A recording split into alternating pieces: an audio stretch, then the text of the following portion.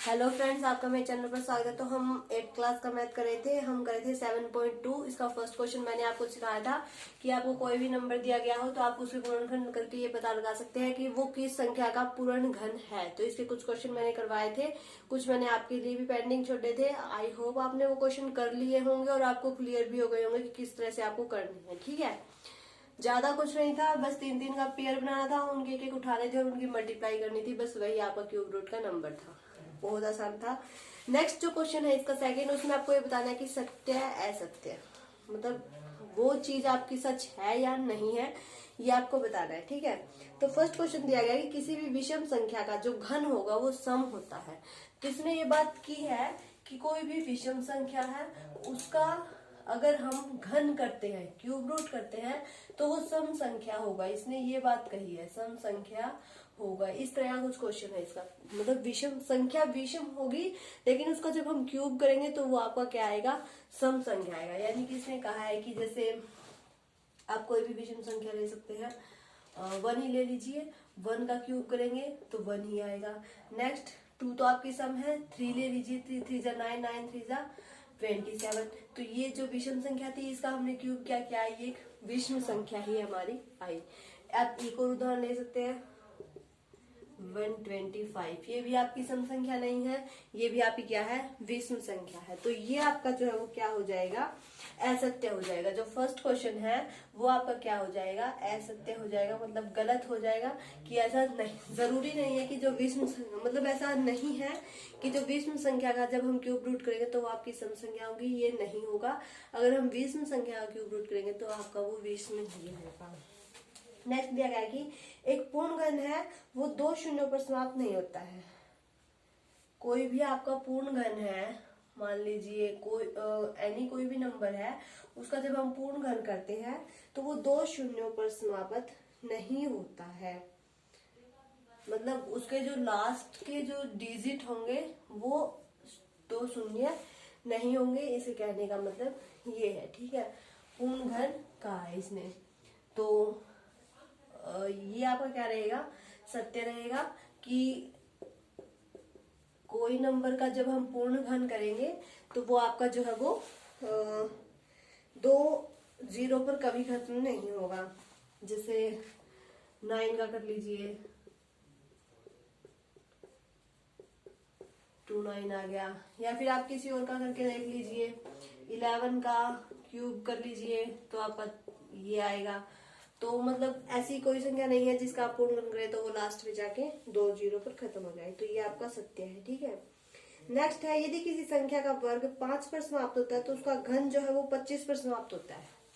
किसी संख्या का वर्ग, तो यहाँ से हम 5 का ही लेके देख लेते हैं। किसी संख्या का स्क्वायर है 25 हो गया, सही कहा इसने। किसी संख्या का स्क्वायर है वो अगर 5 पर समाप्त होता है, ठीक है, तो उस संख्या का जो क्यूब कहा है इसने, वो कहा है इसने कि 25 पर खत्म होगा। 125 25 पर खत्म होगा। अगर आप 5 लेकर देखेंगे तो आपको ये सत्य लगेगा। लेकिन हम कोई और संख्या लेते हैं, जैसे हमने 15 ले लिया। ठीक है, जब हम 15 का स्क्वायर करते हैं तो कितना आएगा,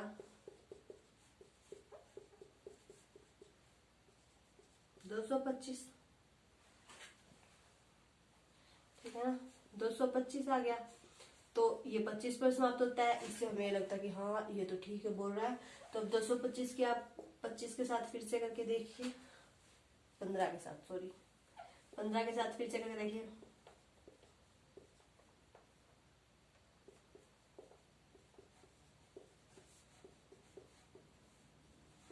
ठीक है ना,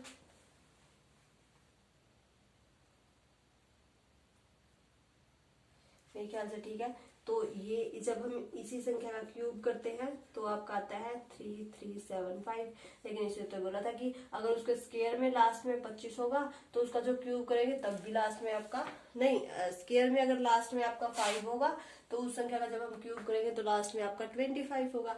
लेकिन यहाँ पर तो 25 नहीं 75 बन गया। तो ये जो थर्ड है वो आपका क्या बन गया, असत्य बन गया। जो थर्ड है उसका आंसर आपका क्या रहेगा, असत्य रहेगा।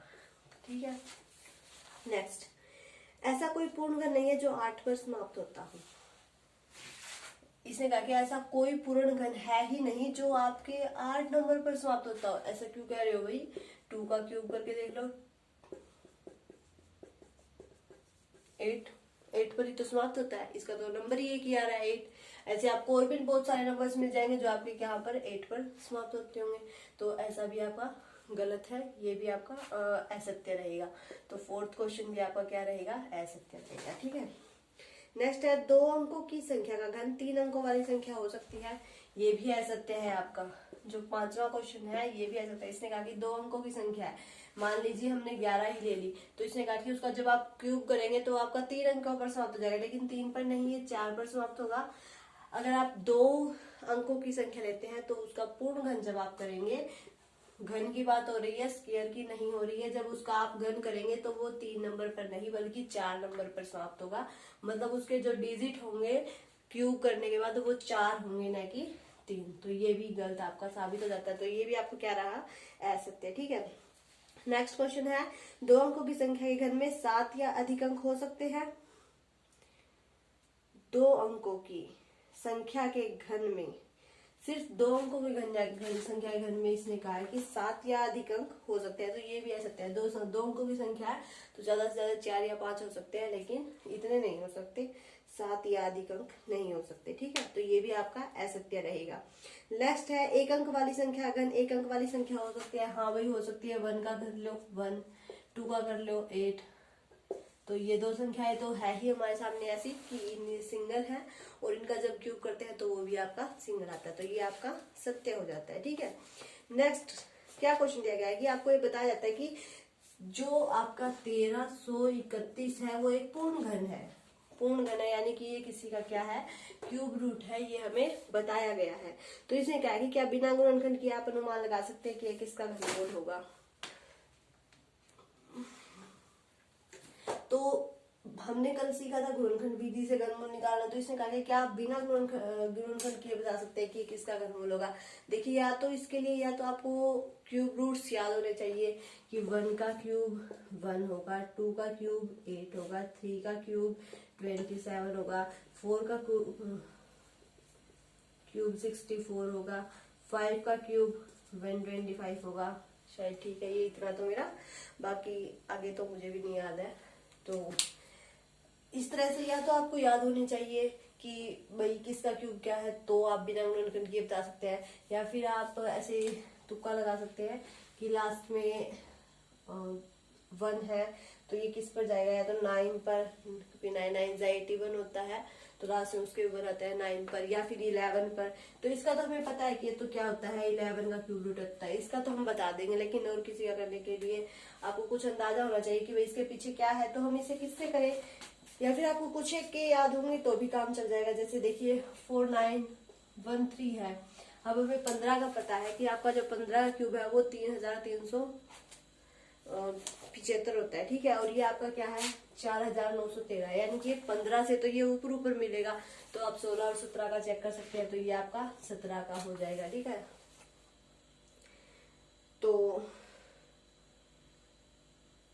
इस तरह से आप जो है वो अनुमान लगा सकते हैं कि किसी के पीछे अगर 9 है तो आप उससे 7 से देख लीजिए कि 7 का होगा या 17 का होगा या 27 का होगा। मतलब उसके पीछे 9 है तो हम उससे थोड़ा अंदाजा लगा सकते हैं कि 7 7 सा 49 होता है, तो शायद।